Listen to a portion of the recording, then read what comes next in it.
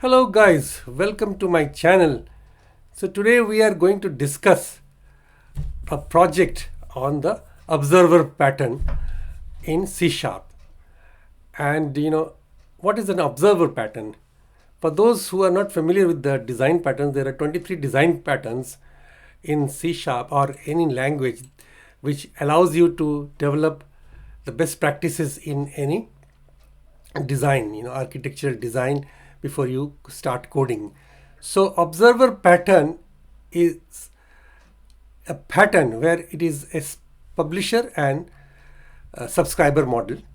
So publisher subscriber model means there is a publisher who publishes some product or artifact, and there are a number of subscribers, one to many subscribers, who can subscribe to the product or the artifact. And if they subscribe, then they receive the regular product like newsletters, like all of you have experienced at some times that you have subscribed to some newsletter or some blog. So you will find on your inbox those regular emails for the whenever there is a new publication on the part of the publisher. But when you unsubscribe, then you no more receive the those emails containing those blog articles or links to those blogs. So similarly, a newspaper model, so a physical newspaper, we used to get in our early days. So we used to subscribe to a particular newspaper. So we used to get the newspaper daily at our home. And when we actually stopped subscribing to that particular newspaper to switch over to some other newspaper or to stop altogether, that newspaper will no more be delivered to our home. So with that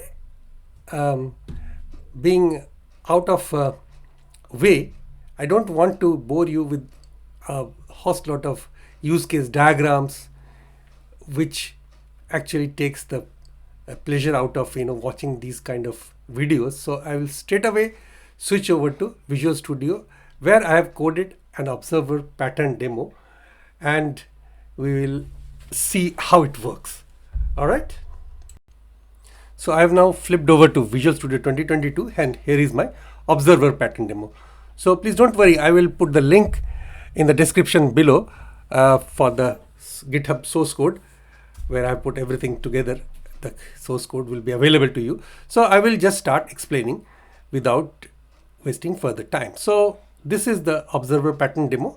I will shortly discuss what it contains, how the code works, and let's run the application. So actually this has got 3 forms.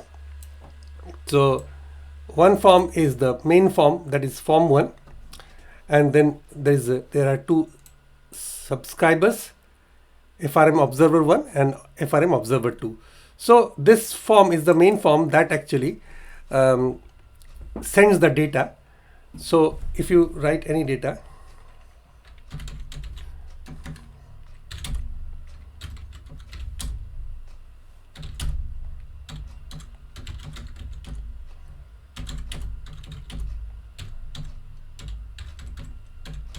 so this is the publisher. So this, whatever you can write over there in that text box, and click on button update.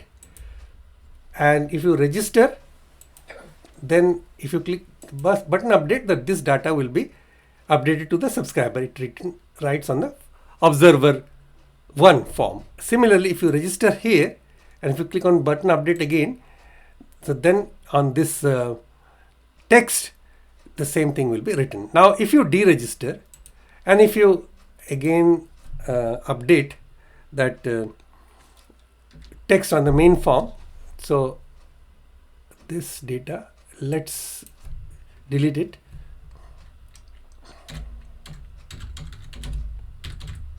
So updated again, and if you click on this, the first form, which actually is still registering, it has given this updated again, but this form I have deregistered or unsubscribed, so it remains with the old data. The old data is still present, the new data hasn't been transmitted to this form observer 2. However, if you click on register and if you click on now the button update, this is getting the data. Okay, so that's the philosophy. This is the publisher and these two are the subscribers. If you basically register one or both of these forms to the main form, then you'll get the updated data from the main form, which is the source of the data. And if you deregister any of these forms or both the forms, then you will stop getting the data updated from the main form.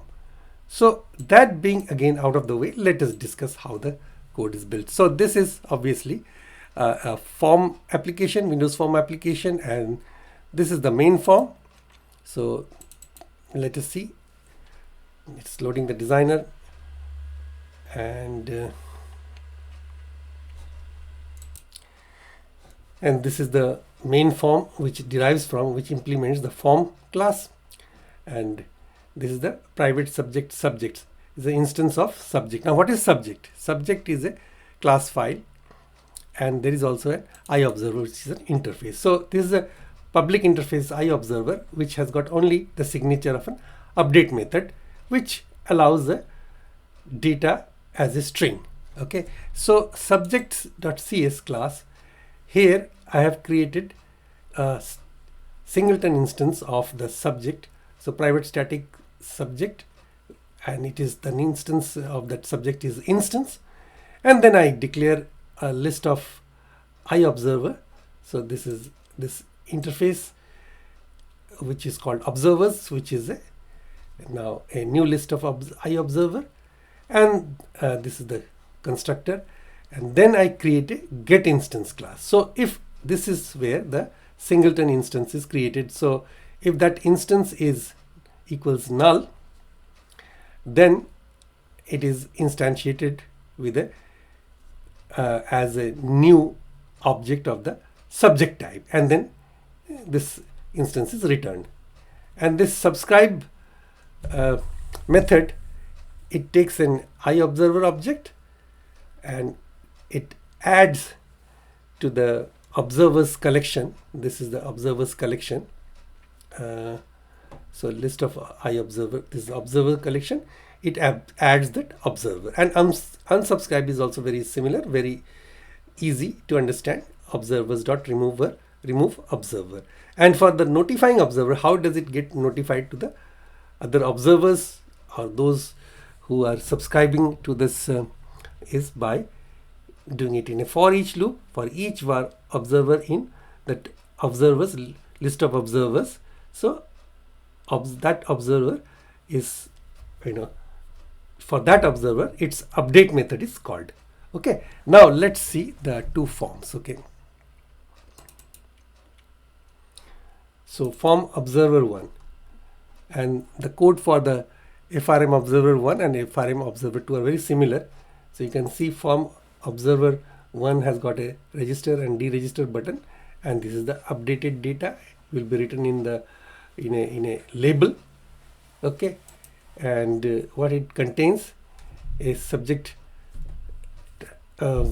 variable is declared without being instantiating, and then we declare a public constructor for this FRM observer 1 in which we initialize the component. That's the standard procedure for initializing all the design elements or controls for a Windows form object. All right, and then it implements the iObserver interface and the form class, and so it has to implement the update because update is part of the iObserver interface. So it has to implement it. So how it is implementing? It gets the data as a string, and then it writes to the LBL data, that is the label data, the data label is text property, it writes that data. All right, so again in the iObserver you can see that this is the signature, it takes a string. All right, and then this part is unnecessary actually,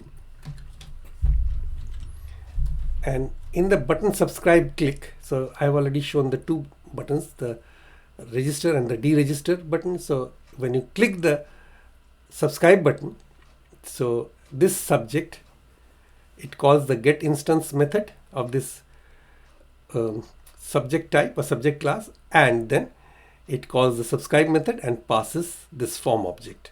Okay, and similarly the unsubscribe click will get the instance, the singleton instance, and then call the unsubscribe method. So again, the subscribe and unsubscribe methods are here. So here it is adding to the observer collection list of observers, and here it is removing from the list of observers. All right, similarly form 2, FRM observer 2. So if you double click, so it is very similar. So nothing, I believe, rocket science to understand this code. But however, here there is a catch. You need to understand that there is a program file in a Windows application, in Windows form application, and I need here for all the forms to be loaded together.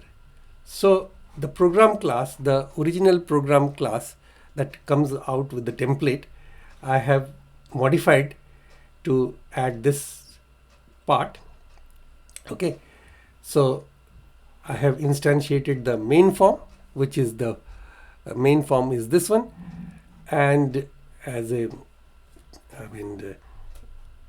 and also the FRM observer 1 and FRM observer 2, the two observer forms, as new instance of their respective classes. Okay, and then I ask the code to show all the forms. So main form.show, observer1.show, and observer2.show, and then start the application's message loop, start the application. Okay, so that part is now over, and you can see how interesting this project is, because it can easily demonstrate and adequately the observer pattern, and not only the observer pattern but also a singleton design pattern, because it shows the singleton, how you can